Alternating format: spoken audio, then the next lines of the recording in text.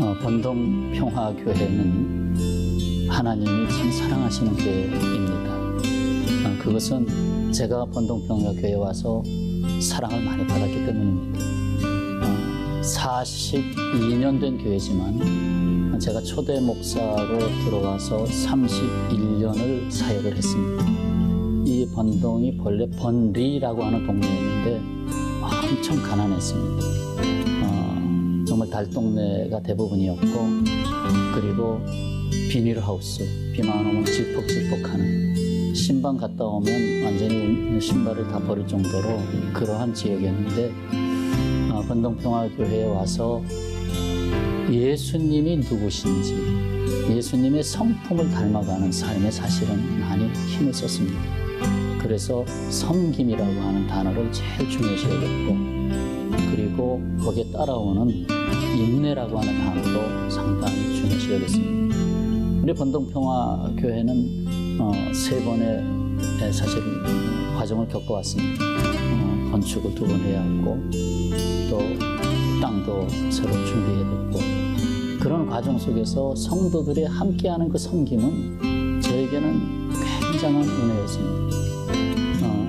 그리고 워낙 가난한 동네였는데 제가 신앙 고백을 했습니다. 하나님, 번동평화교회가 살아있으면 이 지역을 살리소서. 그래서 사실 교회가 살아있음으로 인해서 자랑은 아니고요, 살아있게 하심으로 인해서 길이 사방으로 열렸습니다.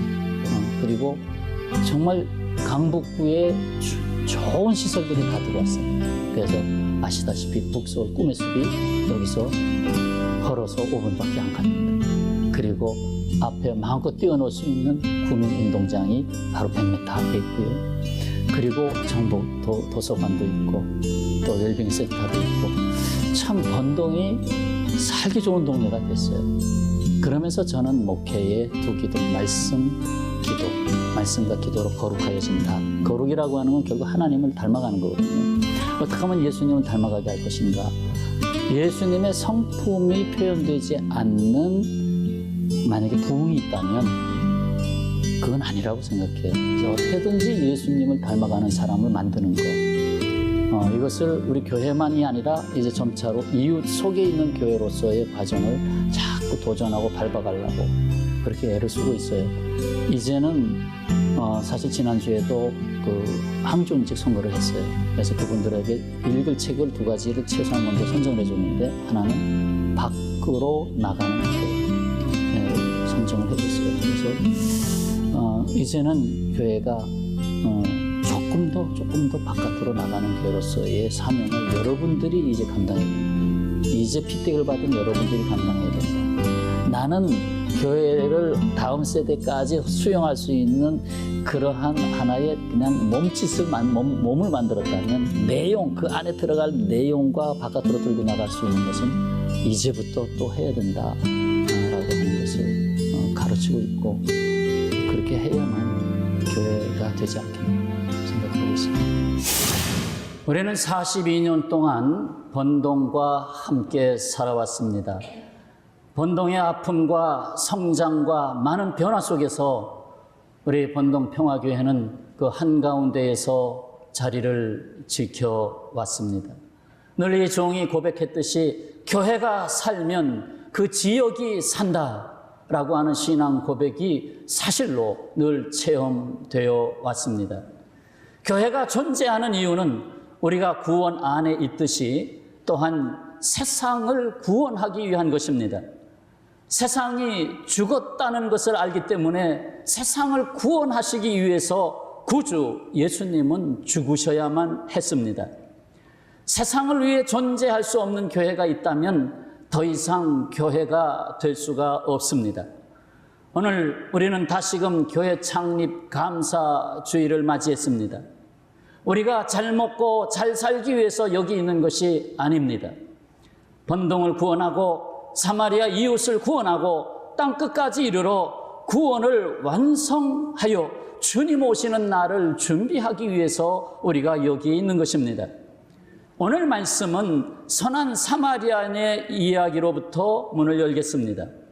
잘 알려진 이 이야기는 예수께서 어떤 율법사와 주고받는 이야기에서 한 이야기로서 이에 답변한 내용입니다. 이 이야기의 핵심은 다름이 아닌 내 이웃이 누구냐 라고 하는 것이 이 선한 사마리아 이야기의 핵심이에요.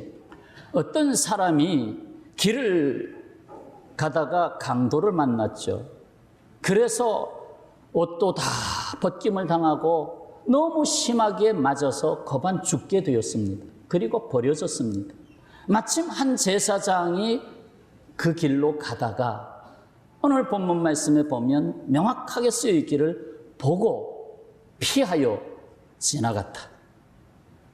봤어요. 근데 피했어요. 지나갔어요. 자, 두 번째 사람 한 레위인이 등장합니다. 그도 역시 보고 피하여 지나갔습니다. 안 본 게 아닙니다. 마침 어떤 사마리아 사람이 여행하던 중에 그를 보고 불쌍히 여겨 그를 보았습니다.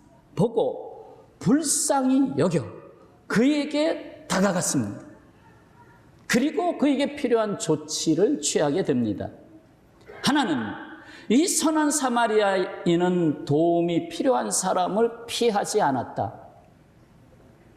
둘, 그의 생명에 시급하게 필요한 조치를 취했다. 그래서 자기가 갖고 있었던 여행 그 물품 중에 기름이 있었어요. 포도주가 있었어요. 그거 가지고 상처를 급히 응급치료를 해줬어요. 셋, 상처 입은 사람을 자기가 탔던 나귀에 태우고 자기가 탔던 나귀에 그 피 흘리는 그 사람을 태웠어요. 네 번째, 그에게 몸을 추스릴 수 있는 숙소를 제공하고 그날 함께 있어 주었습니다. 그리고 마지막으로 그 다음날 여행자가 숙소에서 나올 때에 집주인에게 이 사람에게 비용이 더 들거들랑 쓰십시오 하고 비용을 줍니다. 그리고 모자라거든 내가 다시 이 길로 돌아올 때 당신에게 남은 비용까지 주겠습니다 한 것입니다.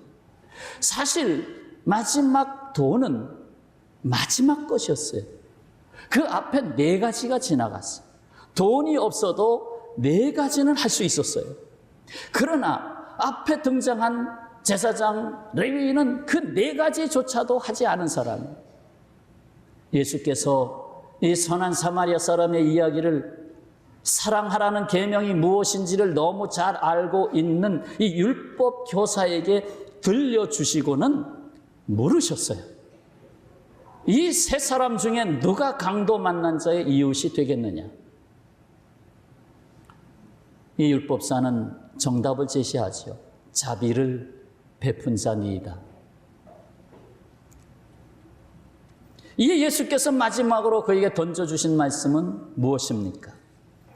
가서 너도 이와 같이 하라. 오늘 말씀의 제목이 무엇입니까? 구명보트 14호. 어찌 설교 제목이 이렇습니까?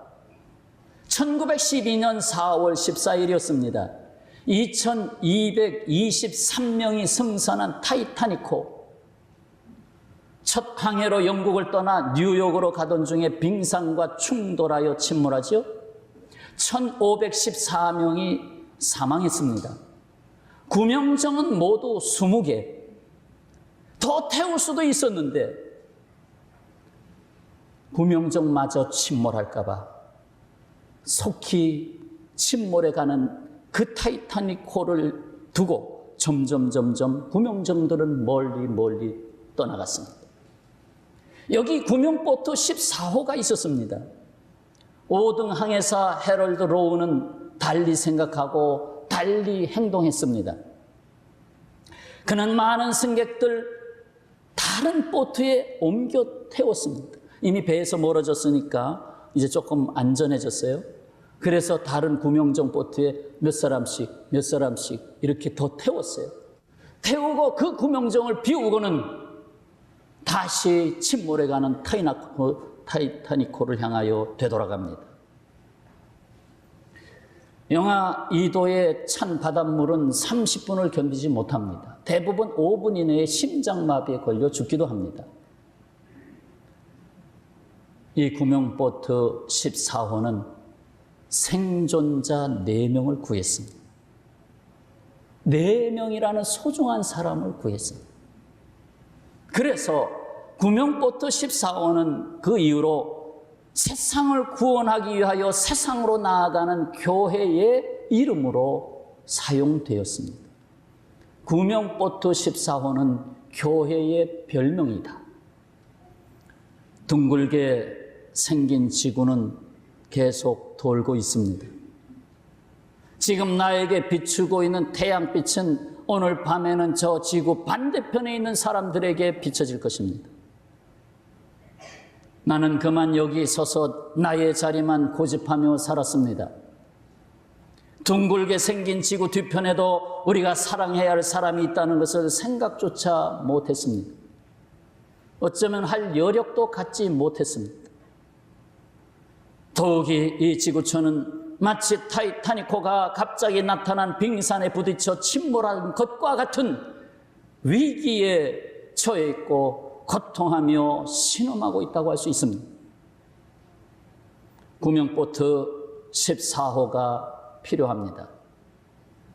교회는 작은 구명보트와 같습니다. 구명보트는 작지만 큰 배, 곧 이 세상이 침몰하고 있을 때 사람들을 살려내야 할 구조선인 것입니다. 이 구명보트를 움직이는 힘은 무엇입니까? 바로 자기가 탔던 나귀를 내어줄 수 있는 사랑입니다. 자기가 써야 할 시간과 몸을 베풀어주는 섬김입니다. 자기가 써야 할 돈을 내어주는 나눔입니다. 주님은 우리에게 말씀하십니다. 내 이웃을 내 몸과 같이 사랑하라. 이야기 하나 들어보시죠. 인기척 소리의 한 부인이 대문을 열어보았습니다.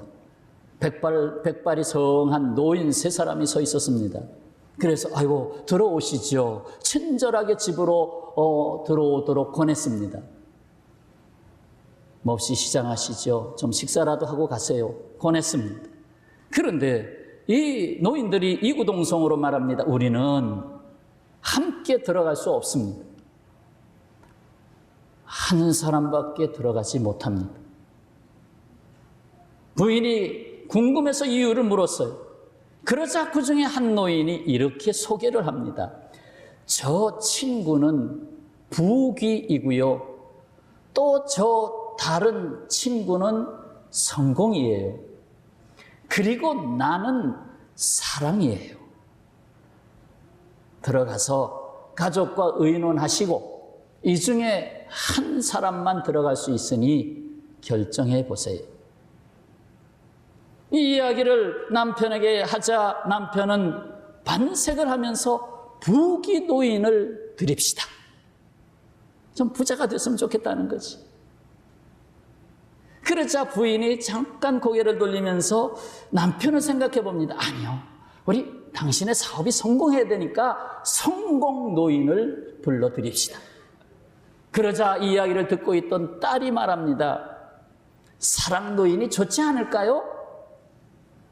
우리 집안에 늘 지금처럼 변함없이 사랑이 가득 넘치게 말이에요. 남편과 부인은 딸 아이의 말대로 사랑 노인을 집으로 모셔드렸습니다. 잘했습니까? 서운합니까? 사랑 노인, 눈에 보이지도 않는 사랑 노인. 그런데 다른 2 노인도 따라 들어오는 거예요. 그러면서 이렇게 말하는 겁니다. 사랑이 있으면 부귀와 성공도 함께 할 특권이 있는 겁니다. 사랑이 있는 곳에 나도 따라갈 특권이 있어서 따라갑니다. 사랑하는 여러분, 하나님은 내 자신이 이 세상에 태어나는 은혜를 주셨습니다. 더욱 큰 은혜는 내 이웃이 내 몸과 같다는 것을 알게 해주셨다는 사실입니다. 사랑하는 평화의 가족 여러분, 우리는 나 같은 죄인을 사랑하신 예수님을 알고 있습니다. 교회 예배 중에 임하는 가장 중요한 두 종류의 말씀이 있습니다. 하나는 말씀으로 임하시는 예수님, 다른 하나는 성찬으로 임하시는 예수님입니다. 예수께서 세상에서 33년을 머무시고 마지막 십자가를 지시기 전날 제자들과 마지막 저녁 식사를 나누셨죠. 거기서 떡을 떼어 주셨습니다. 잔을 베풀어 주셨습니다. 이것은 온 세상을 사랑하신 예수님의 몸을 쪼개신 일이었습니다. 이제 우리는 예수께서 제자들과 몸으로 헤어지기 전에 마지막 식탁의 자리에서 베푼 성찬을 오늘 교회 창립 42주년 감사주일 예배 자리에서 함께 하고자 합니다.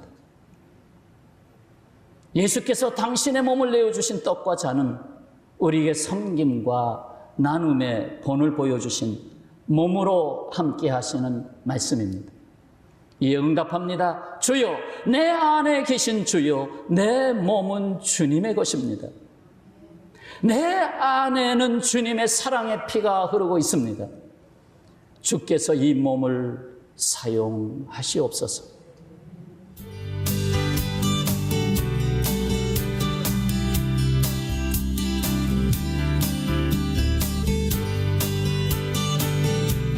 세계적인 테너 아리아, 오페라 아리아를 첫 곡으로 여러분들에게 선사하려고 합니다. 이 노래는 투란도트 오페라의 테너 아리아, 네슨 도르마, 공주는 잠 못 이루고라는 곡인데, 이 노래의 내용이 중요합니다, 여러분. 이 내용이, 가사 내용이 승리가 담겨져 있어요. 그래서 우리 번동 평화의 교회 성도님들 삶 가운데, 또 오늘 혹시라도 처음 오신 분들 삶 가운데 늘 예수님의 승리가 여러분들 삶 가운데 늘 함께하기를 기원하는 마음으로 공주는 잠 못 이루고 여러분들에게 선사하겠습니다. 감사합니다.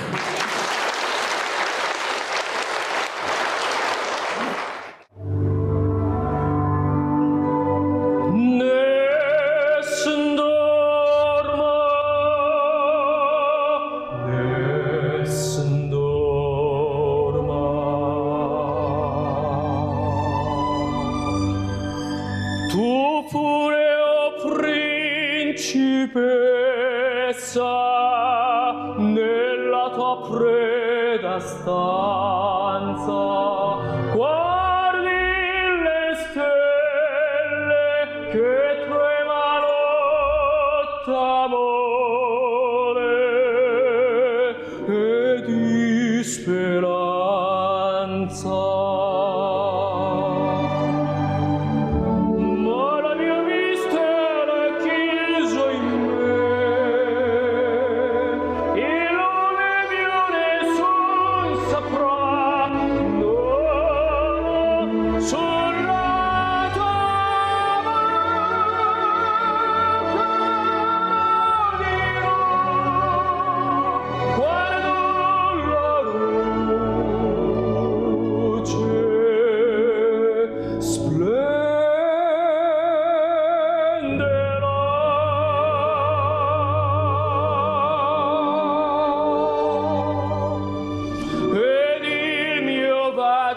Scioglierà il silenzio che ti fa mia.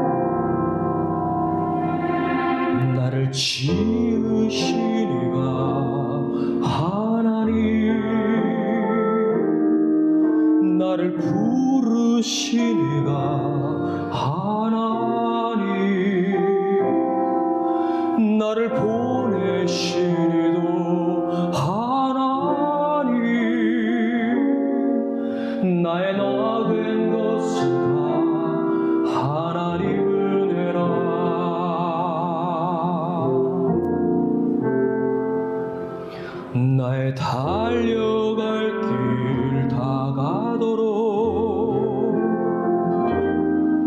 나의 마지막호 다하도록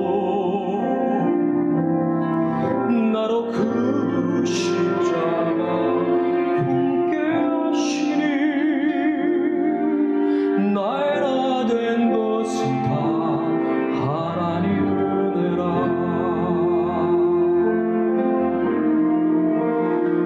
한량없는 은혜 갚을 길 없는 은혜 내 삶을 애워싸는 하나님의 은혜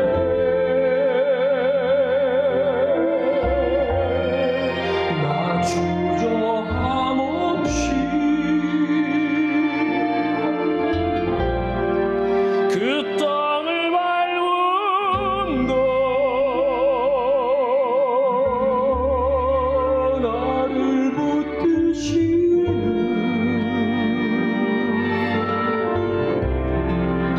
하나님의 은혜.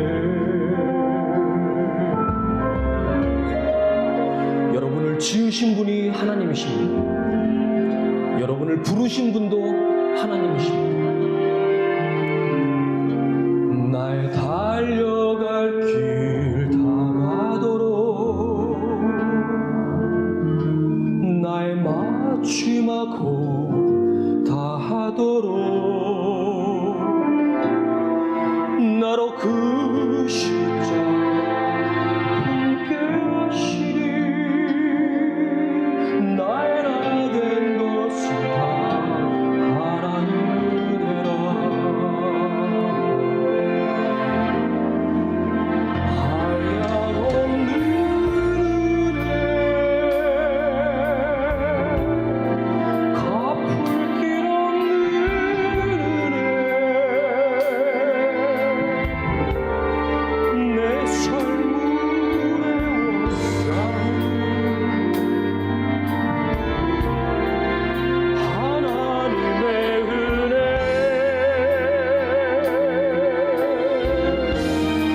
나 주저함 없이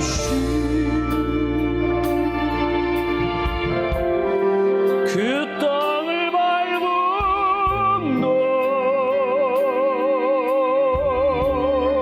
나를 붙드시는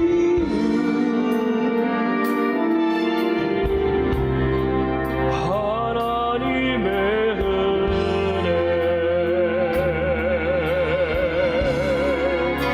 한량없는 은혜 갚을 길 없는 은혜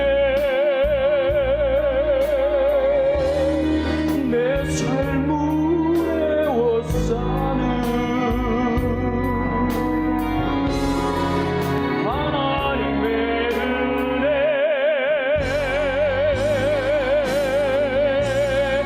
나 주저함 없이 그 땅을 밟음도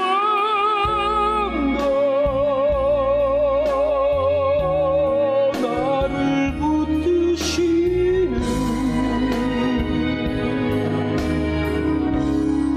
하나님의 은혜 나를 붙드시는